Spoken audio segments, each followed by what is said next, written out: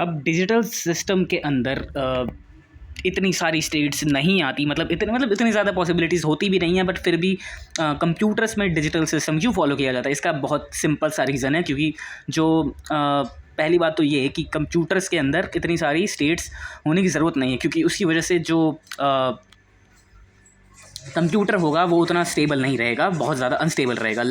तुम्हें ये चाहिए कि क्या कहते हैं, या तो ये स्टेट हो या तो वो स्टेट हो। अब ये नहीं कि इधर से इधर चला गया, उधर से इधर चला गया, ये जो बहुत स्मूथली जो मूव करता है कंटिन्यूसली, उसकी वजह से कई सारी चेंज ऑफ स्टेट होती है। इस वजह से हम लोग डिजिटल सिस्टम को प्रेफर करते हैं, यानी कि या तो ऑन या तो ऑफ, या तो 1 या तो 0, या तो ट्रू या तो फॉल्स, यही 2 मेन स्टेट्स होती हैं, तो उन्हीं को फॉलो किया जाता है। इससे क्या कहते हैं, जो स्टोरेज और प्रोसेसिंग होती है वो और वो पॉसिबल होती है, पहली बात तो, ठीक है। अब उसके बाद डिजिटल सिस्टम इसको इसलिए कहते हैं क्योंकि इसके अंदर डिस्क्रीट वैल्यूज़ ही यूज़ होती हैं और कंटिन्यूस वैल्यूज़ नहीं। अब उसके बाद अब बिट क्या होता है, बिट जो होता है सिंपल एक बाइनरी बिट होता है, यानी कि 0 और 1, क्योंकि बाइनरी सिस्टम के अंदर सिर्फ यही दोनों वैल्यूज़ चलती हैं। एंड जितने भी कंप्यूटर के अंदर डेटा है वो इन्हीं बिट्स के ग्रुप से बनता है। 8 बिट्स मिला के एक बाइट बनता है, एंड 1024 बाइट्स मिला के एक KB, और KB का ही हेल्प से MB, एंड MB की हेल्प से GB वगैरह वगैरह तुम लोगों ने फ़ोन में देखा होगा। अब इसके बाद जो आता है अगला, वो है इनकी हेल्प से हम लोग क्या कहते हैं, नंबर्स को रिप्रेजेंट कर सकते हैं, लेटर्स को रिप्रेजेंट कर सकते हैं, सिंबल्स को रिप्रेजेंट कर सकते हैं, इंस्ट्रक्शंस को रिप्रेजेंट कर सकते हैं। अब इसके बाद जो अगली चीज़ है वो तुम लोगों को बहुत ही सिंपल सी पता ही होगी। पहली बात तो कि कंप्यूटर का हार्डवेयर क्या होता है। हार्डवेयर जो होता है सारे के सारे फिजिकल कंपोनेंट्स, यानी कि CPU, मेमोरी यानी कि रैम, और input output device like keyboard, printer etcetera. अब उसके बाद सॉफ्टवेयर, तुम्हें ये भी पता होगा कि वो सारे के सारे प्रोग्राम्स जो कि जिनकी हेल्प से कंप्यूटर चलता है, ठीक है।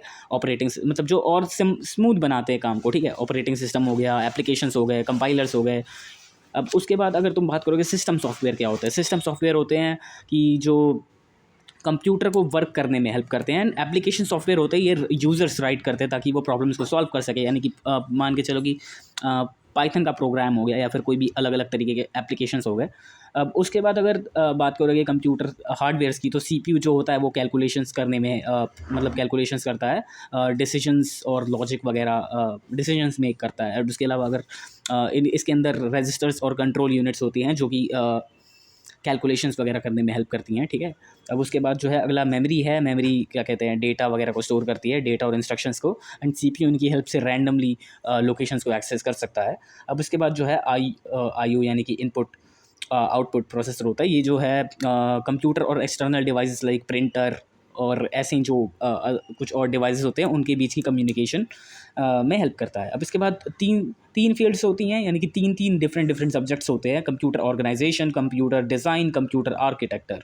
अब कंप्यूटर ऑर्गेनाइजेशन जो होता है, ये क्या कहते हैं, कंप्यूटर के पार्ट्स जो हैं किस तरीके से कनेक्टेड हैं, वो कैसे वर्क करते हैं, इनको कहते हैं। कंप्यूटर डिज़ाइन जो होता है, ये जो कंप्यूटर के हार्डवेयर एंड जो बाकी सारे सर्किट वगैरह हैं, ये सब के सब कैसे बनते हैं, कैसे इम्प्लीमेंट होते हैं। अब कंप्यूटर आर्किटेक्चर की अगर तुम बात करोगे, तो ये जो ये सारी जो चीज़ें हैं, ये यूज़र पर्सपेक्टिव से किस तरीके से दिखेंगी, तो इनको हम लोग कहते हैं कंप्यूटर आर्किटेक्चर। अब इसके बाद जो अगली चीज़ आती है वो है लॉजिक गेट्स। लॉजिक गेट्स जो होते हैं हार्डवेयर ब्लॉक्स होते हैं जो कि बाइनरी इनपुट लेते हैं, लॉजिकल ऑपरेशन परफॉर्म करते हैं एंड एक बाइनरी आउटपुट देते हैं। अब इसके बाद अगर तुम लोग बात करोगे कि कौन कौन से लॉजिक गेट्स होते हैं, तो एक होता है एंड गेट, जो कि क्या कहते हैं, सिंपली मल्टीप्लाई की तरह वर्क करता है। 0 इंटू 0 0 होता है, 0 इंटू 1 0 होता है, 1 इंटू 0 0 होता है, 1 इंटू 1 1 होता है। तो ये तो बहुत सिंपल है। एंड इसका जो डायग्राम है कुछ इस तरीके से बनता है, ठीक है। 2 इनपुट जा रहे हैं एंड ये एंड गेट एक आउटपुट दे रहा है, ठीक है। अब बस ये कुल मिला के कहूँ तो इसका आउटपुट 1 तब आएगा जब दोनों इनपुट्स 1 हो। और गेट जो होता है वो थोड़ा सा कुछ इस तरीके से होगा कि अगर एक भी आउटपुट 1 है तो आउटपुट एक भी इनपुट 1 है तो आउटपुट 1 होगा। एंड इसका जो डायग्राम है वही एंड वाले को ही थोड़ा सा टेढ़ा मेढ़ा करके बना दोगे तो ये और गेट बन जाता है। इसका अगला आता है नॉट गेट, यानी कि इन्वर्टर, यानी कि सिंपली अगर तुम किसी वैल्यू को बस कॉम्प्लीमेंट कर दो, यानी कि 1 है तो 0 कर दो, 0 है तो 1 कर दो, तो वो नॉट गेट होता है। इसका डायग्राम कुछ इस तरीके से बनता है। लेकिन नॉर्मली जब हम लोग किसी गेट के ऊपर अप्लाई करते हैं तो बस ये जो गोला सा बना हुआ है इसी की हेल्प इसी का यूज़ करते हैं। बफर जो होता है कुछ नहीं होता, वही सेम जो इनपुट जा रहा है वही आउटपुट दे रहा है। अब उसके बाद जो होता है नैंड गेट, जैसे कि मैंने बोला कि वो गोला सा लगा देते हैं, वो इसी के अंदर यूज़ हो रहा है। तो इसके अंदर हम लोग जो एंड गेट के जो ऑपरेशंस है, जो भी इनपुट का जो आउटपुट आता है उसी को हम लोग कॉम्प्लीमेंट कर दे रहे हैं। यानी कि अगर तुम एंड गेट का ये देखोगे ना, तो यहाँ पे जैसे 0 आ रहा है, तो अगर नैंड गेट से वो इनपुट पास कराओगे तो 0 का 1 हो जाएगा, 0 का 1 हो जाएगा, 0 का 1 हो जाएगा और 1 का 0 हो जाएगा। तो इसको हम लोग कहते हैं नैंड गेट। नैंड गेट का डायग्राम बस वही है, एक एंड गेट बनाओ और उसके आगे गोला लगा दो जो कि नॉट गेट का सिंबल होता है। तो कुल मिला के कहे तो ये नैंड गेट बन जाता है। इसको इस तरीके से रिप्रेजेंट करते हैं। जैसे मैंने बताया नहीं होगा कि एंड गेट जो होता है वो मल्टीप्लाई से रिप्रेजेंट होता है, और गेट जो होता है वो प्लस से रिप्रेजेंट होता है। अब इसका अगला जो आता है नॉर गेट होता है। नॉर गेट जो होता है वो और गेट का कॉम्प्लीमेंट होता है, यानी कि मतलब जो और गेट से जो आउटकम आ रहा है उसी का बस कुल मिला के कहो तो कॉम्प्लीमेंट कर दो, यानी कि 0 है तो 1 कर दो, 1 है तो 0 कर दो, 1 है तो 0 कर दो, 1 है तो 0 कर दो। एंड इसको हम लोग सिंपली जो 1 ए प्लस, मतलब जैसे मैंने बताया कि और गेट जो होता है वो प्लस से रिप्रेजेंट होता है, तो ए प्लस बी का कॉम्प्लीमेंट। अब ऐसे एक्सऑर गेट होता है। एक्सऑर गेट इस इक्वेशन से रिप्रेजेंट होता है, ए यानी कि पहला इनपुट, बी यानी कि दूसरा इनपुट, ए इंटू बी का कॉम्प्लीमेंट प्लस ए का कॉम्प्लीमेंट इंटू बी। एंड इसका ट्रूथ टेबल कुछ इस तरीके से बनता है। एंड इसको तुम इक्वेशंस की हेल्प से बना सकते हो, मतलब वैल्यू पुट करके देखोगे 2 0 अगर मतलब यहाँ पे तुमने 0 रखा, दूसरा इनपुट भी 0 है, 0 का वो हो जाएगा 1, एंड 1 इंटू 0 0 ही होता है। इसमें भी सेम वैसा ही कुछ बैठेगा, तो कुल मिला के कहो तो 0 0 पे 0 ही आउटपुट आएगा। एंड इधर भी 1 रखोगे तो एक ना एक तो इधर वो हो ही जाएगा 0, तो 0 ही आ जाएगा। एंड बाकी जो हैं वो वैल्यूज़ 1 1 होंगी। एंड इसको हम लोग इस तरीके से बनाते हैं, और गेट बना के एंड उसके बीच में कुछ गैप्स रख के एक ऐसी लाइन, और ये एंड इसका अगला होता है एक्स नॉर गेट, जिसके अंदर बस हम लोग इसी के आगे गोला लगा के एंड बस कुल मिला के कहूँ तो इसकी जो आउटपुट्स आते हैं उसको हम लोग कर देते हैं कॉम्प्लीमेंट बस। अब इसके आगे बूलियन अलजेब्रा के कुछ वही है लिखे हुए हैं जिनकी हेल्प से एंड गेट के सारे ऑपरेशंस, एंड गेट या फिर जितने भी लॉजिक गेट्स हैं इनके ऑपरेशंस हो रहे थे। तो बूलियन अलजेब्रा के अंदर होता है सबसे पहले बात तो 0 + 0 0 होता है, 0 + 1 1 होता है, 1 + 0 1 होता है। ये नॉर्मल मैथ्स में भी होता है, बट यहाँ पे 1 + 1 1 होता है, जो कि नॉर्मली नहीं होता होगा तुम लोगों के हिसाब से, बट यहाँ पे सिर्फ हम लोग 0 और 1 में डील कर रहे हैं, तो यहाँ पे आउटपुट भी 1 ही आएगा। एंड इसको तुम लोग हाफ एडर एंड शायद फुल एडर में देखोगे तो ये कैरी वगैरह का कुछ बन जाता है, तो वो कुछ इस तरीके से लिखा जाता है 1 और 0, तो ये सिर्फ ये वाला 1 बनता है उसमें। एंड इसको अगर तुम बाइनरी में रिप्रेजेंट करने जाओगे तो ये कुछ बन जाएगा कुछ ऐसे, यानी कि 2, ठीक है। तो ये उसमें देखा जाएगा, ये तो मतलब अभी तुम बस ऐसे ही याद रख लो।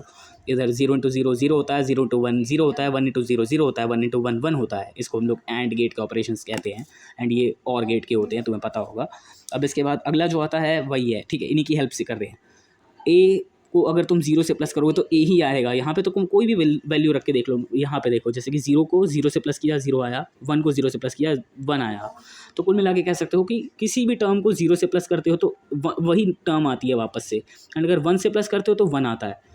क्योंकि देखो यहाँ पे जैसे 1 है तो 1 आया, यहाँ पे 1 है तो 1 आया, ठीक है। तो ऐसे 1 से किसी भी चीज़ को 1 से प्लस करते हो तो 1 ही आता है, एंड 0 से मल्टीप्लाई करते हो तो 0 ही आता है, क्योंकि देखो जहाँ पे भी 0 मल्टीप्लाई हो रहा है वहाँ पे 0 ही आउटकम आ रहा है, ठीक है। तो ये भी है। एंड इसके अलावा एक और जो काम का है वो ये वाला है, ठीक है। किसी भी मतलब a + a का कॉम्प्लीमेंट 1 ही होता है, किसी भी टर्म का कॉम्प्लीमेंट को उससे प्लस करोगे उसकी नॉर्मल टर्म से तो 1 ही आएगा। क्यों? क्योंकि 0 + 1 तुम्हें पता ही है कि प्लस हो रहा है, यहाँ पे कौन सा ऑपरेशन यूज़ हो रहा है, और ऑपरेशन हो रहा है, तो यानी कि कोई भी एक भी टर्म भी अगर 1 हुई तो आउटकम 1 ही आएगा। तो यहाँ पे कुल मिला के इस तरीके से 1 कह सकते हो। अब इसके बाद जो काम की सबसे इंपॉर्टेंट चीज़ जो इस पूरे के पूरे बूलियन अलजेब्रा के अंदर आती है वो ये है डी मॉर्गन्स लॉ, ठीक है। यानी कि इस तरीके से कह लो, नहीं हाँ शायद गलत लिख दिया है मैंने, गलत ही है वो, उसको मत ही देखो, यहाँ पे देखो, यहाँ पे लिख रखा है मैंने, हाँ सही लिखा है यहाँ पे, ठीक है। तो a और a + b का कॉम्प्लीमेंट अगर करने जा रहे हो तो तुम लोग इसको ऐसे लिख सकते हो, एंड a और b का कॉम्प्लीमेंट करने जा रहे हो तो तुम लोग ऐसे लिख सकते हो। बस इसी के हेल्प से वो जितने भी है वो थियरम वगैरह वो होती है, ठीक है। उसके बाद होता है कैनोनिकल एसओपी, यानी कि सम ऑफ प्रोडक्ट्स। यहाँ पे देखो सम ऑफ प्रोडक्ट क्यों कह रहे हैं, क्योंकि ये दोनों जो टर्म्स जो जिनका सम हो रहा है वो प्रोडक्ट्स ही हैं, ठीक है।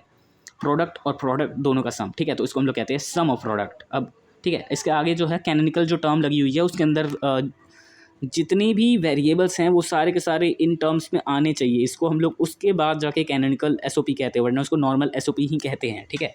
अब कैनोनिकल एसओपी की इक्वेशन जो है वो बनती कैसे है, जैसे कि यहाँ पे एक ट्रूथ टेबल दे रखा है। इस ट्रूथ टेबल के अंदर अगर तुम ध्यान से देखोगे तो यहाँ पे 1 है, यहाँ पे 1 है, यहाँ पे 1 है एंड यहाँ पे 1 है। तो ये जो 1 1 वाली टर्म्स है इन्हीं को हम लोग लेंगे एंड यहाँ पे 0 को हम लोग कॉम्प्लीमेंट मान लेते हैं, यानी कि x का कॉम्प्लीमेंट हो गया वो, यहाँ पे y का कॉम्प्लीमेंट, यहाँ पे z।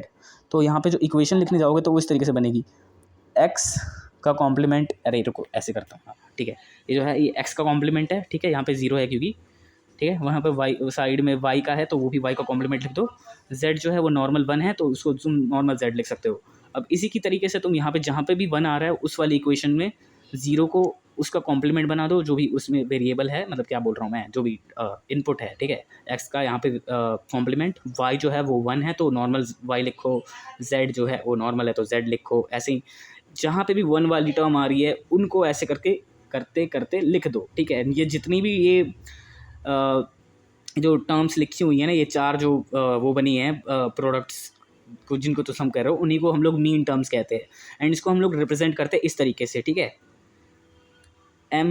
और ये जो 1 3 5 7 जो लिखा है इसको तुम इस तरीके से देखो, 0 1 2 3 4 5 6 7, यानी कि ये हमें बता रहा है कि इस वाली यहाँ पे जो है आउटकम, जो है आउटकम बोल रहा हूँ, इन आउटपुट जो है 1 है यहाँ पे, मतलब ये इसको मैंने जैसे बताया ना, ये 0 1 2 3 4 5 6 7, तो ये हमें बस ये बता रहा होगा कि कहाँ पे 1 आ रहा है, ठीक है बस।